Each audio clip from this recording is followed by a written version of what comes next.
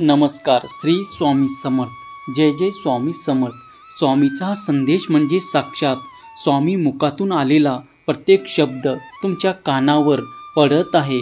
स्वामी सांगतात की जीवनामध्ये कोणतेही कारण असेल, कुठेही दुःख असेल, कितीही मोठा संकट असेल तर रागवू नकोस, चिडू नकोस, मोठ्याने बोलू नकोस. फक्त मन शांत ठेव, विचार कर, विचार करून निर्णय घे आणि निर्णय त्याची अंमलबजावणी कर. लक्षात ठेव, या पृथ्वी तलावर फक्त तूच असा नाही की तुला त्रास होत आहे. फक्त तूच असा नाहीस की ज्याला सुख पाहिजे, मन शांती पाहिजे.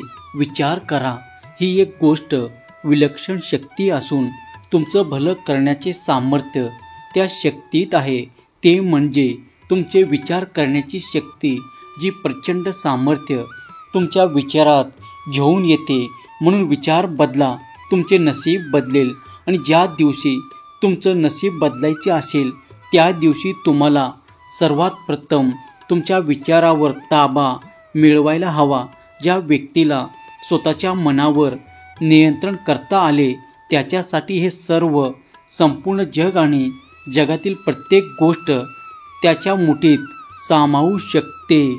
माझ्या मार्गावर चालत आहेस, पाऊल ठेवत आहेस तर विचार करून बघ. तुझे सर्व मार्ग खुले केले जातील. तुझ्या आयुष्यात प्रत्येक मार्ग खुला केला नाही तर मग सांग, माझ्यासाठी थोडासा वेळ तुझ्या जीवनातील थोडासा क्षण खर्च करून तर बघ. तुझ्यासाठी आयुष्यात सुखाच्या क्षणाचा भांडार उघडले जाईल. कुबेराचे भांडार उघडले नाही तरी सुद्धा माझ्याकडून तुझ्यासाठी येणारी धनाची पतपेढी कधीही कमी होणार नाही. फक्त विश्वास या शब्दावर ठेव. तुमचा विश्वास असेल तर, होय स्वामी, माझा तुमच्यावर पूर्ण विश्वास आहे असे कमेंट करा. माझ्यासह तू कटू वचन ऐकून घेऊन बघ. त्या कटू वचनातून, कटू शब्दातून माझ्या कृपेचा पाऊस पडेल. पुढच्या व्यक्ती तुझ्यासाठी मनामध्ये वाईट विचार घेऊन फिरत आहे, एखाद्या कारणावरून तुला वाईट बोलत सुनवत आहे, तरीही शांतपणे प्रत्युत्तर न करता ऐकून घे. तुझ्या आयुष्यातील सोन्याचे दिवस सुरू होतील. संकट आला तर माझ्यावर येऊन बघ. तुझ्यावर लक्ष मी नाही ठेवलं तर मला सांग. माझी गोष्ट लोकांना सांगून तुला मूल्यवान समजू नकोस. तुला मूल्यवान मी बनवलं आहे आणि नाही बनवले तरी सुद्धा माझ्यावर विश्वास ठेव. कारण तुझ्या जीवनात तुझ्यासाठी ज्या गोष्टी गरजेच्या आहेत आणि ज्याच्यामध्ये तुझे कल्याण दडलेले आहे त्याच गोष्टी मी तुला देत आहे. माझ्या चरित्राचे चिंतन करून बघ. ज्ञानाचे मोती तुझ्यात नाही भरले तर मग सांग मला. मी तुझा बनला आहे, तू सुद्धा तुला माझा बनवून बघ. तुझे सर्व बंधन या दिवसापासून मुक्त होईल. तुझी आणि माझी नात्याची अशी दोर तयार कर ज्यामध्ये दोघांचा जीव समावलेला असेल.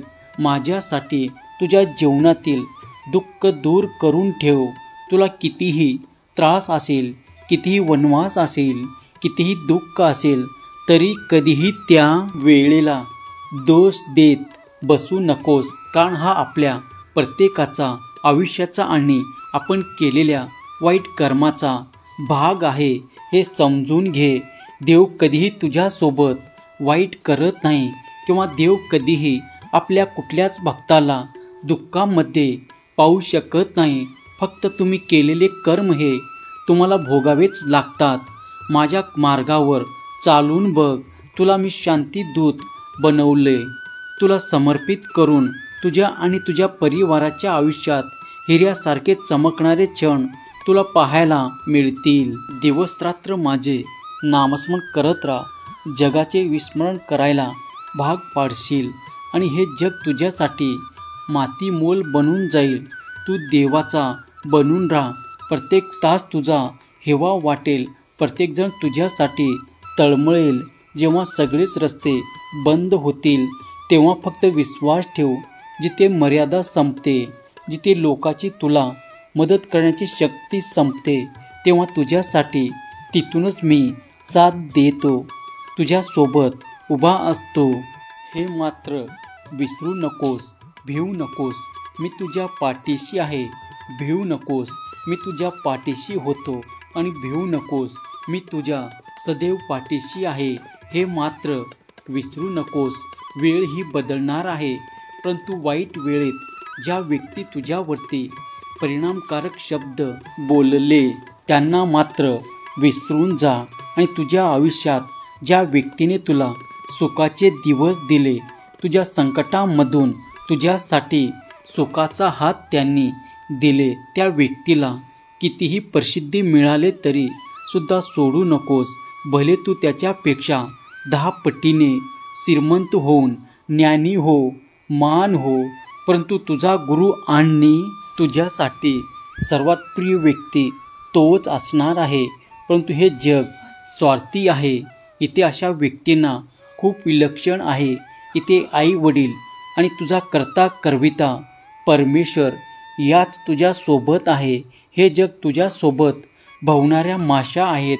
ज्या दिवशी तुझ्यापासून मग मधुरपणा दूर होईल, त्याच दिवशी या 5 भाषा तुला टोचायला लागतील.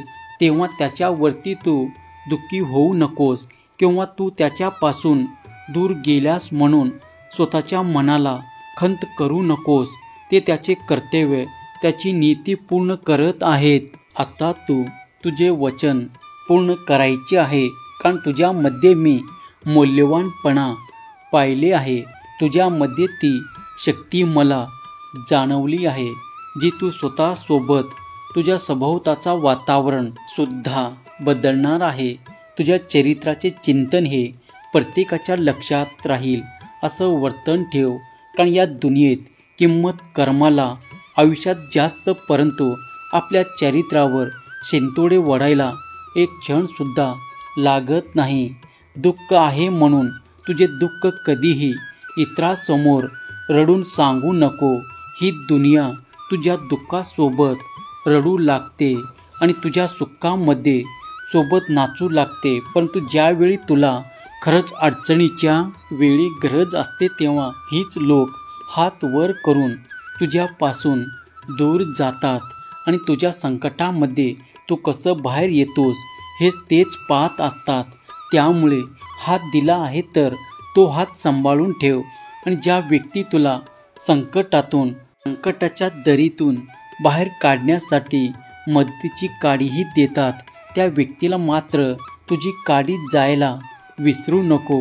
हे जग हे स्वस्त मार्ग तुला दिसून येतील, परंतु ह्या स्वस्त मार्गामध्ये किती अडचणी आहे यात तुला तेव्हाच दिसतील जेव्हा तुझे विचार करण्याची शक्ती पवित्र आणि ज्ञानी असेल.